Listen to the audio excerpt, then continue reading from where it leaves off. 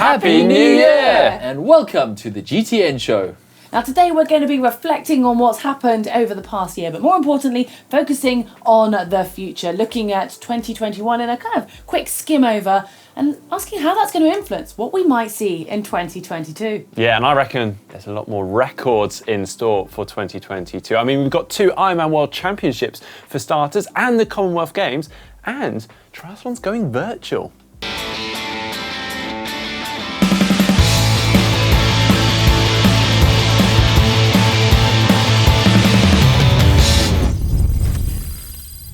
Well, at the end of last year, you guys made some predictions on what might happen in 2021. Accurate, not accurate? Well, actually, we were very successful on one which we've been waiting on for quite some time, because I think it actually made it into our 2020 predictions as well. And that was the Trek speed concept would become a disc brake.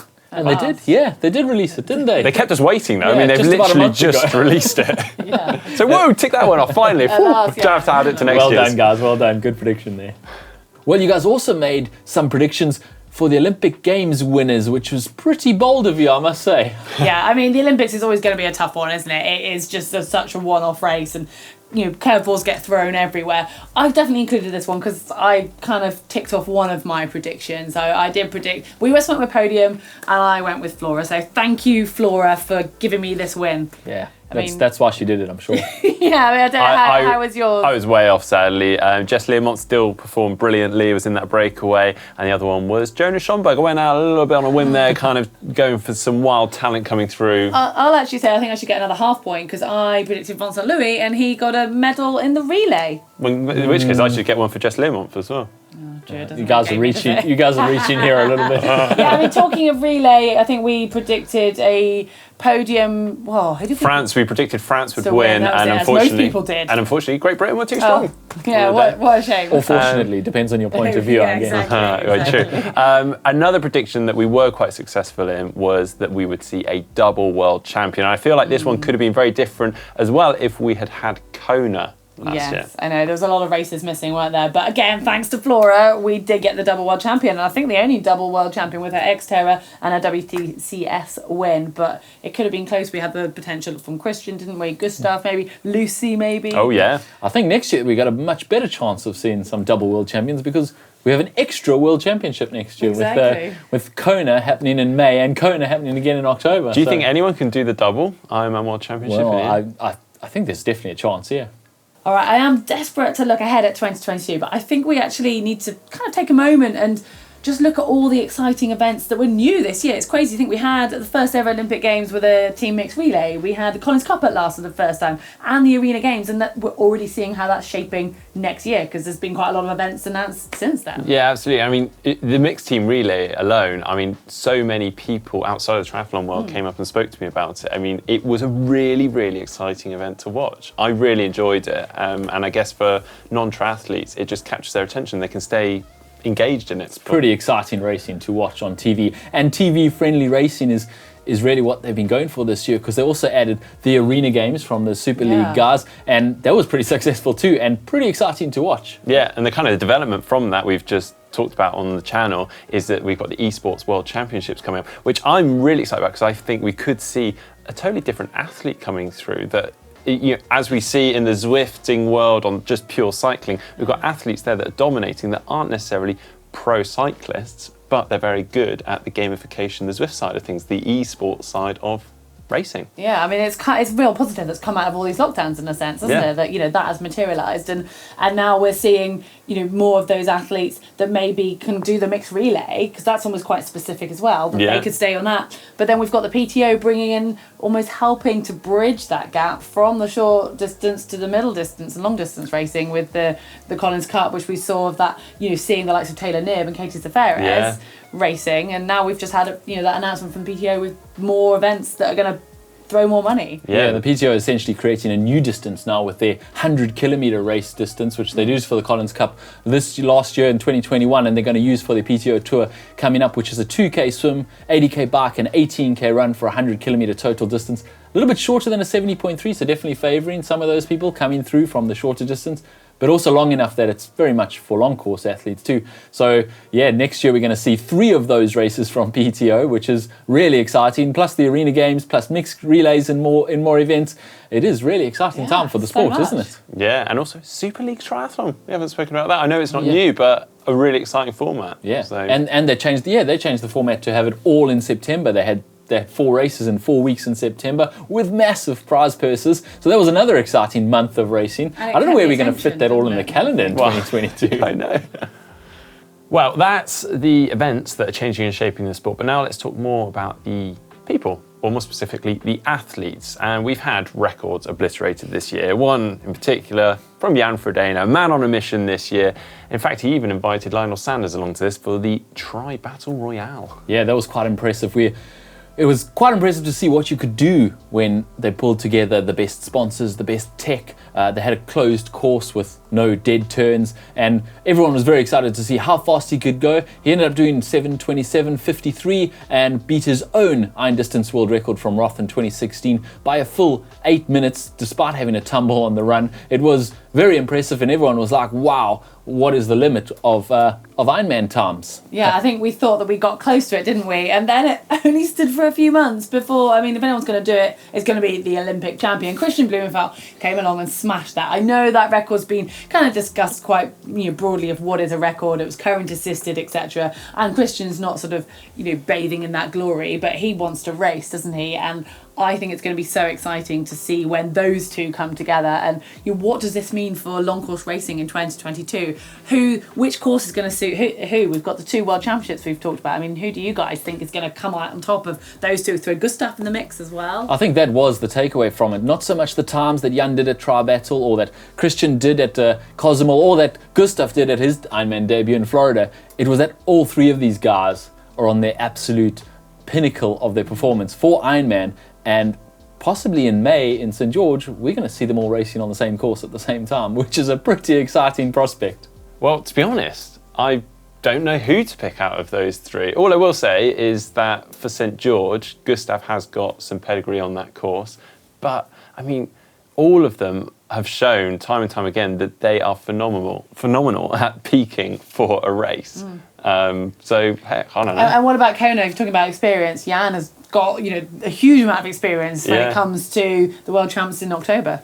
Yeah. I think I'd definitely put him down as the favourite on that Kona course with the heat and the humidity over the other 2 who have not raced in that. But having said that, Cozumel was pretty hot and humid too, so it's really hard to pick. It does feel a little bit like it could be the time that we see a slight changing of the guards. But, I mean, you can never count Jan out. He is the GOAT, and he keeps surprising. I also think about that October race, and I think maybe Christian's going to be a bit blown by then. He is also doing the sub-7 attempt somewhere in the middle of the year. We don't have an exact date yet, but he's planning to go sub-7 against Alistair Brownlee. He's going to have burnt quite a lot of matches by the time October comes. We were talking recently about his race schedule, and it's mental. And when you throw into that Gustav as well and Christian, they're trying to do the short course schedule. I mean, they could really end up burning their matches. I hope they don't, because they're keeping us entertained with this amazing performance. So. Yeah.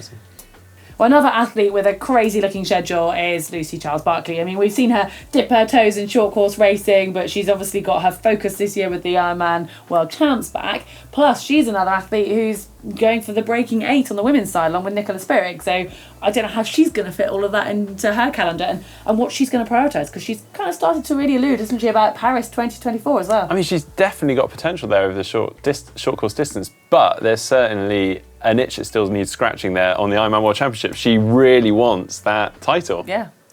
Well, someone else who might be coming back stronger, she's definitely going to be fighting fit, is Daniela Ryf, because she didn't have a very good 2021, but you can bet she's going to be coming out pretty excited for 2022 after that. And she's changed everything up, left her coach. She definitely just seems different. I mean, just from social media in terms of her approach to training, life. So I'm really excited to see.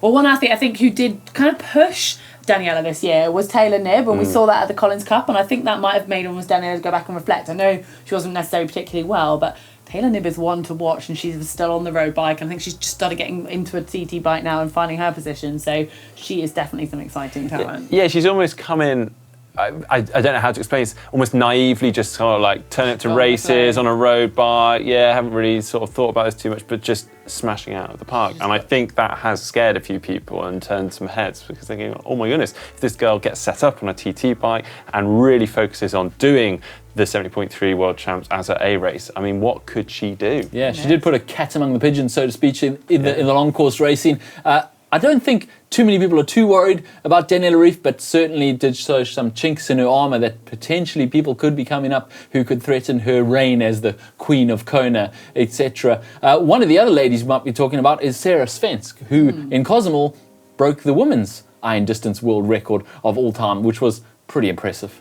Yeah, definitely. Also, we've got some other athletes sort of switching over to long course racing. Johnny Brownlee, we've got Katie Safaras. We've all seen them sort of setting up TT bikes, so it'd be interesting to see where that goes as well. Yeah, and Flora Duffy, we can't forget. I mean, she's at last got that Olympic title, and is that now going to give her that freedom to maybe try a few other things and be interesting to see what she can do, because we know how strong she is on the bike. Well, we could speculate all day, but we're not going to do that to you guys. But now we should probably talk about what us guys as GTN are maybe planning for next year. So anything... I mean, I'm sure you're all dying to know.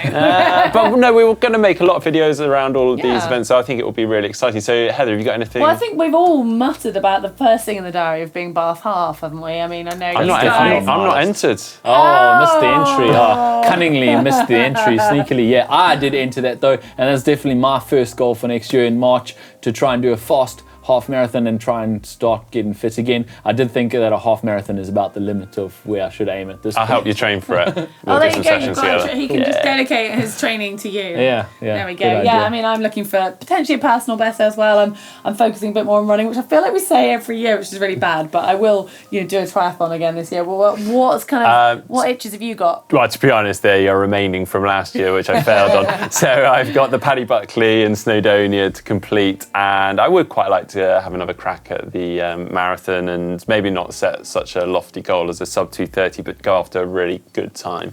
I'd like to do that with you. Can we do it later in the year though, so I have time to get... I mean, we did it in September this year, guys. I mean, how much later do you want? And also, I do have a few bucket list events still on the radar, like Alpe d'Huez, which I know you've done before, and really like to kind of see if we can get there this year. I'd love to take you to Alpe d'Huez and show you that race. That's definitely been a great race for me in the past. I really enjoyed that race. There's a few others that maybe are going to pop up, but we'll definitely be heading to a few of the big events to watch them, like St. George, like Kona, and some of these PTO events. So we're going to be doing a fair amount of travelling, not just for our own races, but to watch a few races. Yeah, and I've just remembered another one actually that I've kind of committed to and might start doing some swim training at some point, because I am part of a relay team and I get the swim leg, and we're trying to do a sub 4 hour half and potentially potentially a sub 8 for an Ironman as a women's team.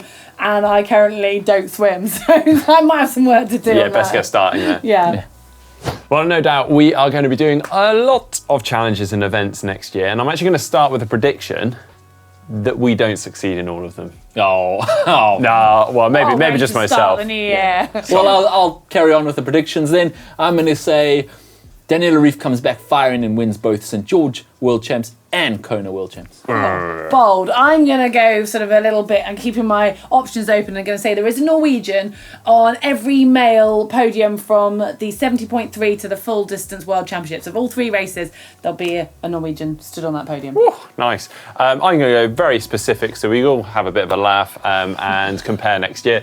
I'm going to go for the times that the sub 7 and sub 8 attempts. The fastest times for the men, it's going to be 6 hours and 56 minutes, and for the women's it's going to be 7 hours and 42 minutes. What if you could bet on these Just things? plucked that one out. Do you reckon there's some good odds for those are very specific predictions.